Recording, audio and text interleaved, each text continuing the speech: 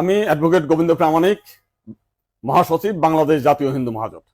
গতকাল বিকালে শেখ হাসিনার পদত্যাগের পরে এদেশের হিন্দু সম্প্রদায় মনে করেছিল যে তাদের উপর বিশাল একটা হামলা, লুটপাট, অগ্নিসংযোগের ঘটনা ঘটবে।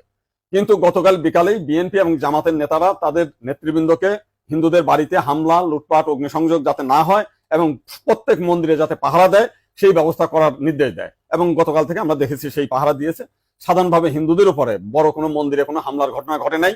কিছু আওয়ামী লীগের হিন্দু নেতা আছে যারা বিভিন্ন সময় লম্পঝম্প করেছিল, তাদের বাড়িতে, শুধু হিন্দু বাড়ি না, মুসলিম আওয়ামী লীগ নেতাদের বাড়িতে হামলা হয়েছে, লুটপাট হয়েছে এবং সামান্য কিছু সুযোগ সন্ধানী এলাকা ভিত্তিক তারা কিছু সামান্য মন্দিরে হামলা করেছে, সেটা ব্যাপক বিষয় না।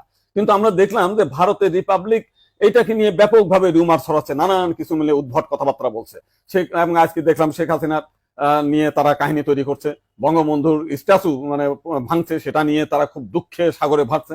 আমার এক সাংবাদিক ফোন দিয়েছিলাম, তাদের বলেছি যে আপনারা যদি শেখ হাসিনার জন্য যদি এত কান্না আপনাদের মধ্যে আসে, তো শেখ হাসিনা ভারতে গিয়েছে, আপনারা ভারতের প্রধানমন্ত্রী নরেন্দ্র মোদীকে সরিয়ে শেখ হাসিনাকে আপনারা প্রধানমন্ত্রী হিসেবে ঘোষণা করেন, সে ভারতও রক্ষা করতে পারবে, আপনার সেভেন সিস্টারও রক্ষা করতে পারবে। আপনারা তো প্রতিদিন বলতেছেন যে শেখ হাসিনা না থাকলে ভারতে সেভেন সিস্টার থাকবে না। তো এইবার আপনাদের একটা বিশাল সুযোগ আছে, আপনারা শেখ হাসিনাকে ভারতের প্রধানমন্ত্রী করেন।